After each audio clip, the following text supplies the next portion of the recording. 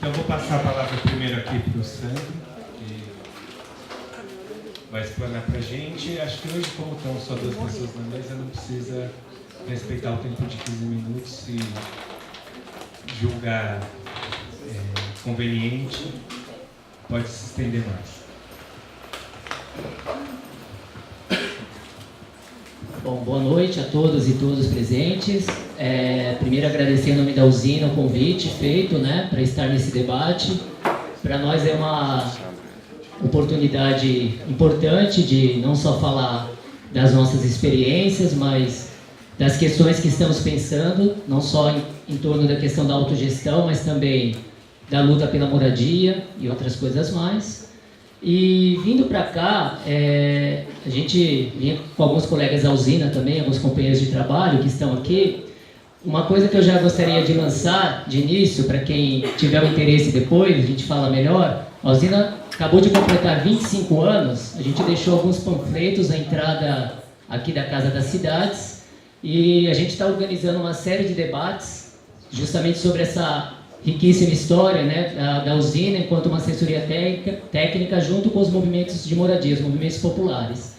Bom, vindo para cá, estava pensando um pouco sobre o tema da mesa, o que a gente poderia falar e qual que seria a nossa contribuição. Para quem não conhece a usina, que é uma assessoria técnica que existe há 25 anos, está comemorando a Bodas de Prata nesse ano, é uma assessoria formada por profissionais de diversas áreas, arquitetos, sociólogos, artistas plásticos, enfim. E de certa maneira, nós não só defendemos a autogestão, como praticamos a autogestão também. Internamente nos organizamos dessa forma. E falar desse tema é muito importante porque é um tema para nós não só defendido na nossa prática política, mas também na nossa prática profissional. Na prática profissional, tanto de arquitetos como de sociólogos, entre outros, defendemos a autogestão como uma forma de organização profissional e militante também. De certa maneira, o tema da mesa que fala da autogestão, se ainda é possível construir territórios de utopia, peguemos o termo utopia, que parece para muitos como ideias ou um sonho inalcançável, ao mesmo tempo o não lugar, uma ideia fora de lugar. Thomas Moros, por exemplo, definiu dessa maneira, como algo a ser alcançado. E no nosso caso, se a gente pensa sobre a utopia, está muito vinculado na nossa perspectiva a uma sociedade justa e igualitária. Bom, nós na usina, de certa maneira, a gente se referencia, alguns de nós, pelo menos, em algumas referências mais recentes, Por exemplo, o Eduardo Galeano, quando fala da utopia, ele traz um elemento muito importante. Ele fala que a utopia, ela está no horizonte. Quando eu caminho 2 passos para alcançá-la, ela já andou mais 2 passos. Quando eu ando 10 passos, ela já andou 10 passos. Então, para que serve a utopia, afinal? Serve para que continuemos caminhando. Então, uma referência importante para nós também é de Cláudio Nascimento, que é uma baita referência na luta por autogestão, e discute muito esse tema. Ele fala o seguinte: a utopia, atualmente, é o contrário do pragmatismo. Então, no nosso caso, que medida a utopia fortalece, ou mesmo, ao mesmo tempo, enfraquece a nossa luta diante dos problemas atuais da moradia, Quem puder passar. No nosso caso, historicamente, a autogestão na produção habitacional, ela está baseada num tripé, que é movimento social, assessoria técnica, numa relação de parceria, uma relação muito próxima, assim, além de ser uma relação profissional, mas é também uma relação de companheiros que estão na mesma luta, E que basicamente estabelece uma aliança numa disputa que envolve o Estado. O Estado seria o terceiro pé desse tripé, É um tripé. Um não existe sem o outro, É essa luta pelas políticas públicas, por aumentar os financiamentos, por melhorar as políticas habitacionais, etc. O Estado, a gente pode entender que é o espaço de disputa dos fundos públicos e de terra também, da própria infraestrutura né, urbana no caso. E ao mesmo tempo, disputar os fundos públicos do Estado implica justamente disputar a riqueza produzida pela sociedade. Então, nesse caso, podemos entender que o Estado pode ser até entendido como um espaço de condensação das lutas sociais, né? Das lutas, sobretudo, entre as classes sociais, né? Então, esse é o tripé, basicamente, que se construiu historicamente. Nesses 25 anos, né, as assessorias técnicas que atuaram nessa relação com os movimentos populares. Se puder passar mais um slide aí.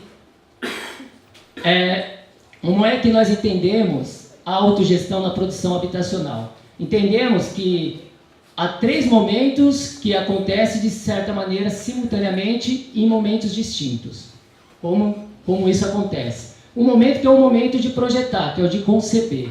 E essa concepção, ela se dá coletivamente. Não é o arquiteto que vai chegar com ideias mirabolantes e apresentar para o movimento de moradia. É o contrário, né? A assessoria técnica, junto com, né, a sua equipe, né, de profissionais interdisciplinar, primeiro conhece o contexto, conhece aquela realidade, né, a disputa, a luta, o que está em jogo, e nesse sentido começa a pensar uma possibilidade de projeto, que é o que a gente chama de projeto participativo, né? A gente vai explicar um pouco mais para frente. Tem um momento que é o momento do construir, que é o do fazer, pode-se dizer que é o momento da execução de algo que foi projetado coletivamente, que foi concebido, né, com participação, e o momento que podemos dizer que é o de se apropriar, que é o de morar. Mas a apropriação, para nós, ela se dá desde o início do processo. A apropriação, isso é muito importante, é a apropriação lutando contra a segregação, contra a separação e contra a cisão. Então, por isso que é importante, as pessoas elas não moram apenas numa casa, elas moram numa cidade. Então, a discussão da cidade, a discussão do espaço urbano é fundamental para que as pessoas se entendam nesse espaço, entendam as relações e as disputas que estão em jogo, né? Pode passar.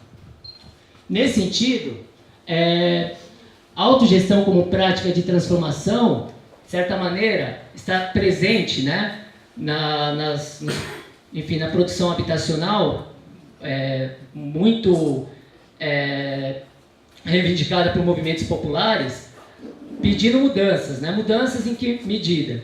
Na forma de projetar. Como é que são feitos os projetos, como é que é concebido a casa, como essa casa é pensada na estrutura urbana da cidade, quer dizer, a casa ela não pode estar desvinculada da cidade, do bairro, como está localizados os equipamentos urbanos, né? As praças, e, enfim, as ruas e etc., os fluxos, né? E também como é que está localizado, onde estão localizados os equipamentos comunitários.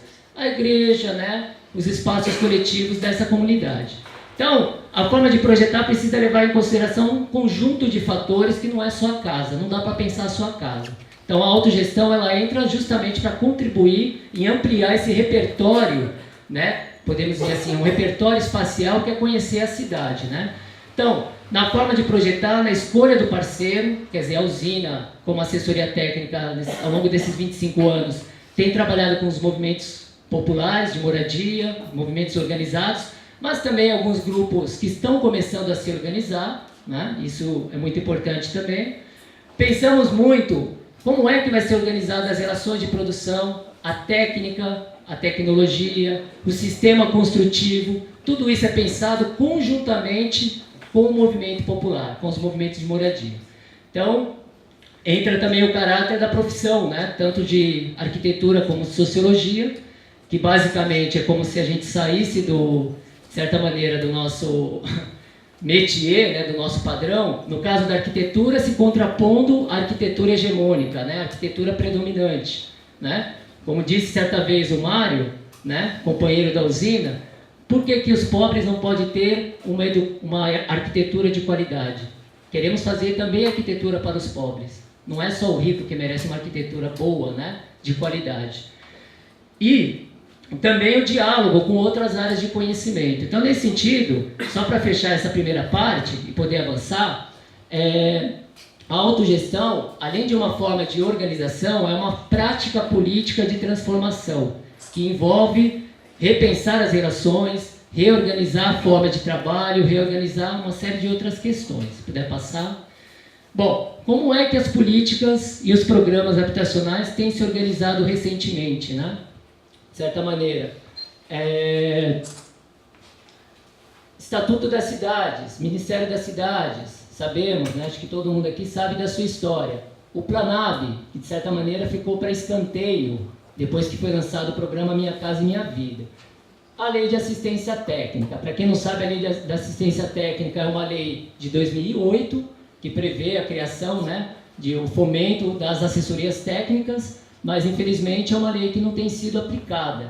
Então, gostaria de partir de uma questão que é, ao mesmo tempo, estamos vivendo um momento que há mais recursos, que há mais investimentos na produção habitacional pública, né? Por exemplo, com o programa Minha Casa Minha Vida, entre outros, mas também as dificuldades de luta por moradia continuam. É um momento em que várias ocupações estão ocorrendo, inclusive não só por movimentos organizados, também por movimentos espontâneos. Em Guaianazes, eu sou morador da Zona Leste, eu moro no bairro de Itaquera. Em Guaianazes, recentemente, no final do ano passado, foi feita uma ocupação de um movimento espontâneo. Em vários lugares isso está acontecendo, né? Que depois acaba se organizando, acaba, entre outras coisas, mas estão lá morando, construindo seus barracos, estão morando naquele terreno.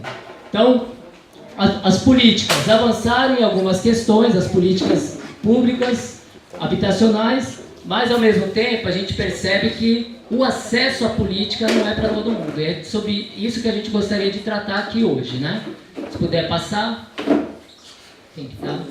Ó, no caso, quando a gente pensa um projeto habitacional, o momento de concepção do projeto para nós é muito importante, porque envolve um processo de ressocialização, né?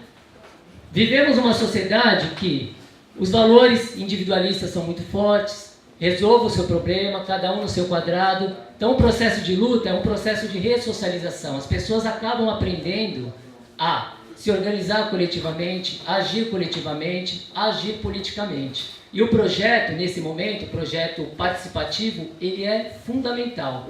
Fundamental justamente para criar um vínculo, para que as pessoas se reconheçam, que elas percebam que a sua luta é a luta do vizinho, é a luta do outro também, né? Precisa se reconhecer no outro, né?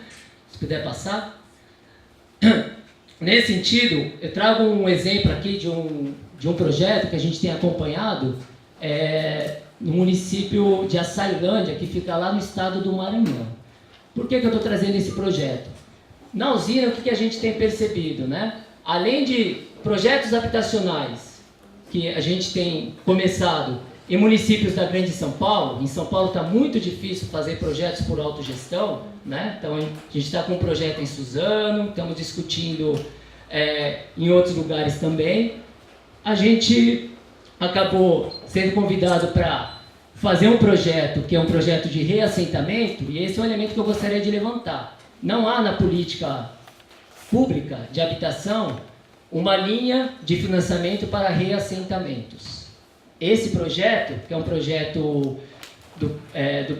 da comunidade Piquiá de Baixo, que é um bairro que fica no município de Açailândia, que envolve 350 famílias, em torno de um pouco mais de 1.100 pessoas, né? Que moram nesse bairro há mais de 30 e tantos anos, né? Possivelmente desde a década de 70.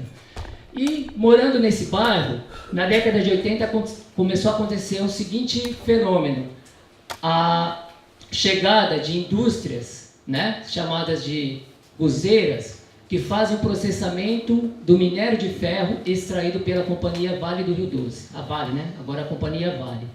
E essas siderúrgicas, né, são 5 aproximadamente, que estão localizadas nesse bairro, começaram a poluir a terra, o ar e a água.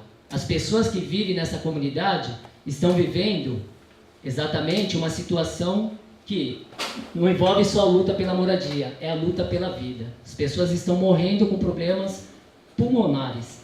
Diversas pessoas estão com problemas sérios pulmonares. Então é uma luta muito séria com um gigante, que é a companhia Vale, né? Que de certa maneira teve que haver muita luta dessa comunidade, de denúncias internacionais, campanhas contra a Vale, porque existe uma organização chamada Justiça no Trilho, nos Trilhos, que é uma das organizações que apoia essa comunidade, né? E a Associação de Moradores do Piquiá. Então, nessa articulação, eles começaram a realizar uma série de lutas e chegaram à usina para que a usina pudesse discutir e poder realizar esse projeto. Então, nesse sentido, a gente fez um projeto participativo que envolveu 2 momentos com essa comunidade: discutir a cidade e o futuro do bairro, a casa e o lote. Se puder passar, por gentileza. Aí é uma imagem das guzeiras, né, de uma delas, que está localizada no bairro do Piquiá, de baixo, né, aí na Ceilândia. Produz muito. Para vocês terem uma ideia, além dessas siderúrgicas, atrás da comunidade passa também a ferrovia da Vale, que transporta os minérios de ferro para o porto em São Luís, né, do Maranhão, que atravessa o estado. E aí essa ferrovia carrega toneladas e toneladas de minério de ferro. São 6 trens indo cheio e 6 trens voltando vazio, passando por essa ferrovia. Por isso que nasceu essa organização, a Justiça nos Trilhos, né? Pode passar. E aí, a situação é bem essa. Ó. Essa é uma das moradoras do Piquiá. Eles estão respirando pó de ferro. Então, uma questão humanitária que está colocada, né? Um projeto de reassentamento, uma luta ao mesmo tempo de resistência, mas também pelo direito, né? A luta pelo direito à vida e à moradia nesse caso também, né? Pode passar. A poluição das siderúrgicas, que mais de 40% da população apresentam queixas, né, de doenças pulmonares e doenças na pele. Eu acho que isso é um dado alarmante, né, para essa situação da população. As lutas que a população fez, né, tem feito, fechando rodovia, chamando a atenção das autoridades, chamando a atenção da opinião pública. A faixa diz muito, né, as vacas têm para onde ir, o povo de Piquiá de baixo não tem, né? Então, e aí o momento que, né, a Justiça nos Trilhos, junto com os representantes da comunidade, eles foram participar de uma audiência na qual resolveu, né, onde eles conseguiram conquistar o terreno, né, que foi uma luta muito importante, né? E acho que aí, nesse momento, foi a primeira assembleia com os moradores, que aconteceu numa das igrejas da comunidade, que era o único espaço que poderia comportar em torno de 350 famílias, né? Pode passar. E aí, nesse primeiro momento, só para vocês terem uma ideia do projeto participativo, né, por autogestão, o que é proposto, né? Uma discussão, qual o bairro em que moramos e que bairro nós queremos. Então, primeiro, o bairro que nós moramos. Como perceber esse bairro que nós vivemos nesse momento? O que existe nesse bairro? Além das casas, a igreja, a praça, a sede da associação, a padaria, o mercado, quer dizer, o que existe nesse bairro? Então a gente faz toda uma discussão com as famílias, né, com os trabalhadores, no sentido de que eles percebam o espaço que eles vivem e como discutir, né, esse espaço, perceber o sistema de circulação, os viários, as ruas, né, os espaços para os pedestres, enfim. Essa contraposição pedestre e automóvel também, quer dizer, o automóvel ele não pode predominar. E também a localização, né, das praças, das áreas verdes, das hortas comunitárias, etc., né, que são os equipamentos urbanos. E, por fim, os equipamentos comunitários, as escolas, o clube de mães, associações e por aí vai. Pode passar. Segundo momento, a discussão da casa.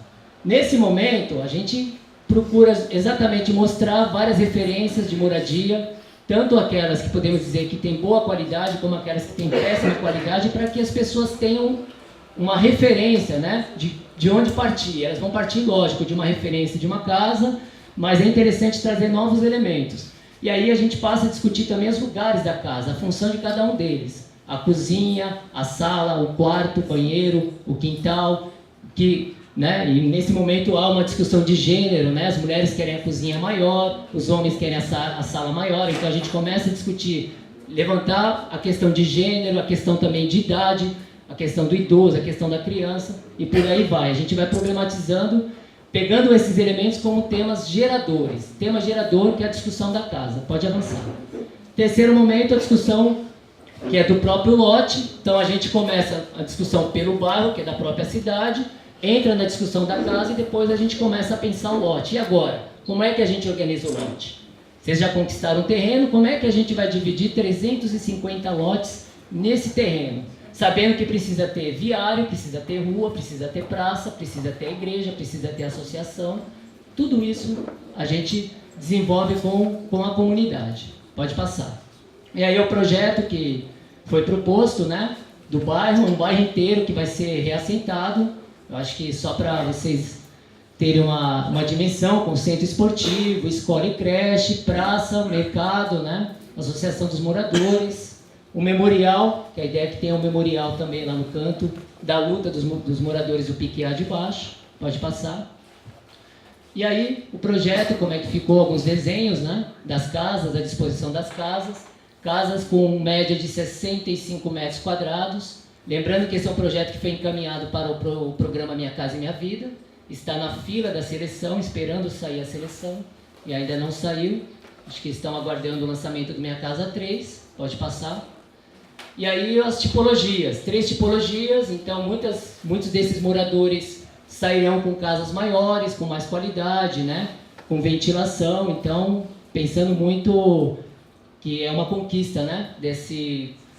Dessa comunidade, no sentido do projeto, e o projeto como uma disputa política também, com relação aos agentes em disputa naquela região. Pode passar.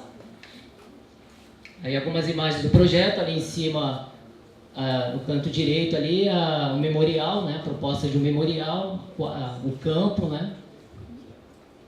Pode passar. Bom, eu vou falar rapidamente, meu tempo já está estourando também, sobre a construção, que é um outro momento. A gente falou da fase de projeto, só vou trazer alguns elementos do momento de construção, que é um momento muito importante. Como eu disse, tem 3 momentos: o momento de concepção, o momento que é o momento da construção e o momento da apropriação, que para nós a apropriação ela se dá em todo o processo, já desde o início dos primeiros diálogos, né? Esse é um projeto com o MST, aqui de São Paulo, né, no município de Jandira, na Grande São Paulo, projeto da Comuna Urbana Dom Helder Câmara, puder, pode passar. E aqui a gente sempre discute, quando vai discutir o processo de obra, né, de construção, qual é o sistema construtivo que vai ser adotado. Primeiro, prezando pela segurança do trabalhador. Segundo, tentando fugir um pouco de uma lógica que é essa lógica produtivista, né? Porque a autogestão também, ela se dá num outro tempo. Só que é o tempo também da participação, o tempo das decisões. Só que aí a gente sabe que a construção ela tem um tempo próprio, né? Que não dá muito para fugir de certos tempos. E nesse caso, aí é um sistema que a usina adota desde a década de 90, que é a escada metálica. Você contrata, né, a escada que já vem pronta, ela é instalada e a partir da escada é construída, né, as unidades habitacionais. Justamente é uma forma da gente não utilizar andaimes, por exemplo, de ter operário pendurado do lado de fora e sofrer um acidente. Então já é uma medida de segurança muito plausível, muito importante, né? E por aí vai. Então essa é uma das questões que a gente discute, o sistema construtivo e os materiais a serem utilizados. Pode passar. Aí a União da Juta, que fica na Zona Leste, foi construída nesse sistema, né? A partir da escada. Pode passar. Então a escada depois ela fica fazendo parte do próprio conjunto, ela dá acesso às unidades habitacionais. Pode passar, ó, escada, aí depois concluída, né, a obra, aquela obra que vocês viram começar. Bom, aí é um grupo que a gente tem assessorado, o grupo são 2 projetos, né, 2 mutirões, o mutirão Tânia Maria, 5 de dezembro, no município de Suzano. Então é o grupo de moradia que está ligado ao UMM, né, pode passar.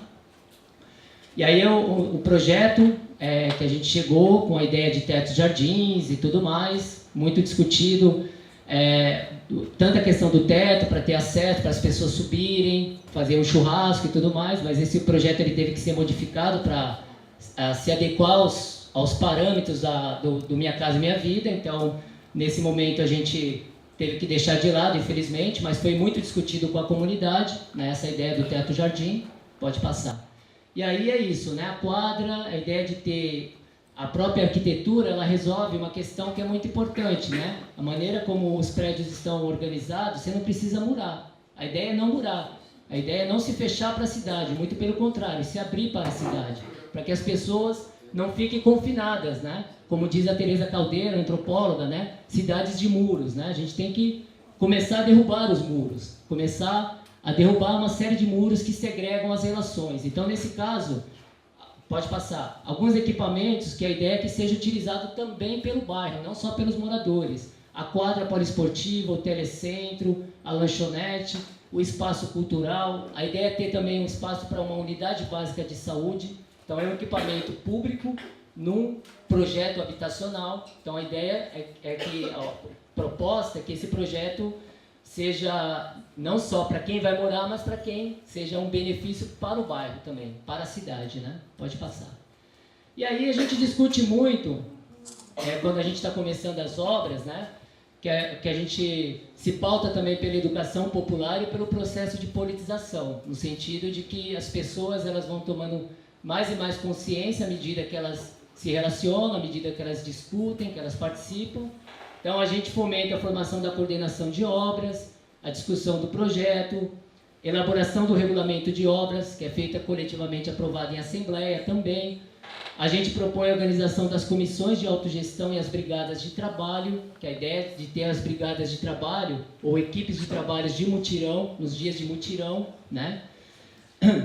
Eleições também para funções específicas, e por aí vai. Pode passar. No caso de Suzano, a gente tirou desse projeto de Suzano, recentemente, 8 comissões de autogestão, que é a comissão de compras, né, comissão de finanças, comissão de ética, pontuação, cozinha, ciranda e obra. A comissão de ciranda, por exemplo, além de cuidar das crianças em dias de mutirão e assembleia, é desenvolver um trabalho socioeducativo com as crianças. As pessoas que fazem parte dessa comissão passaram por uma formação com educadores para desenvolver um trabalho com as crianças. Então, se você é mãe e não tem com quem deixar a criança no dia do mutirão, pode levar para o mutirão, que lá ela vai ser cuidada e vai fazer atividades educativas. E também as brigadas de mutirão aí, que são as 3, né? Trem das 11, Fogo e Paixão e TUV, que é Todos Unidos Venceremos. É bem interessante esses nomes, só para comentar, porque nós fizemos uma dinâmica com a turma para deixar uma coisa bem lúdica, né? E separamos 3 músicas.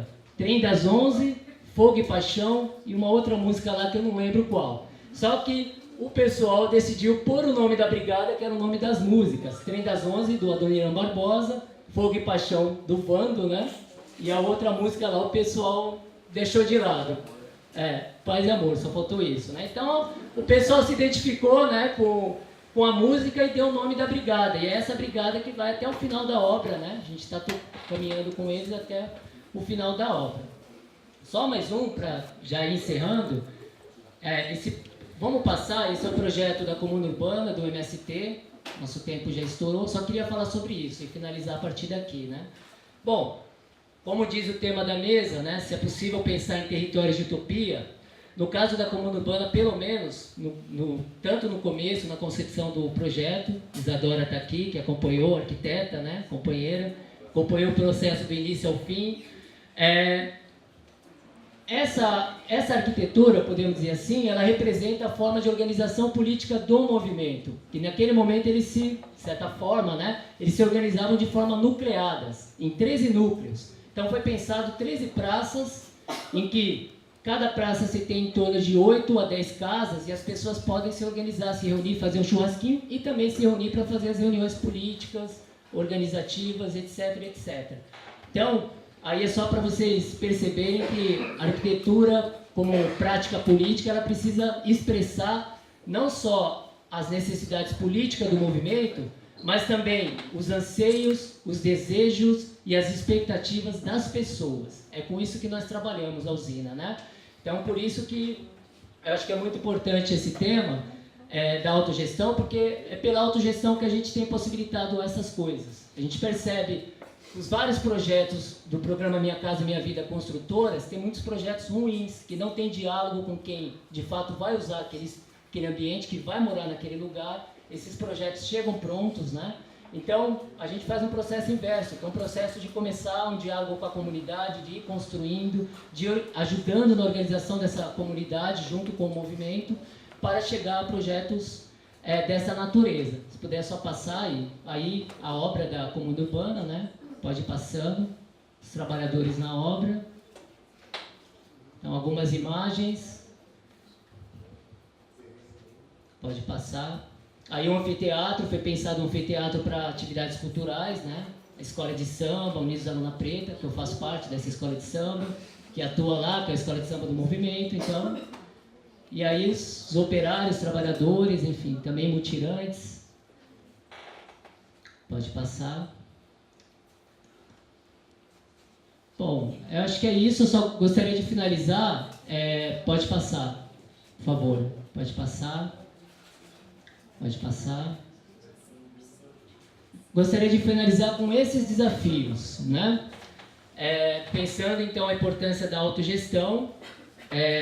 Nesse momento, como eu disse, tem mais recursos para habitação, mas é um momento que a gente também encara muitos desafios. Na década de 90, chegou a existir até o final dos anos 90, aproximadamente mais de 20 assessorias técnicas em São Paulo. Hoje dá para contar nos dedos, né?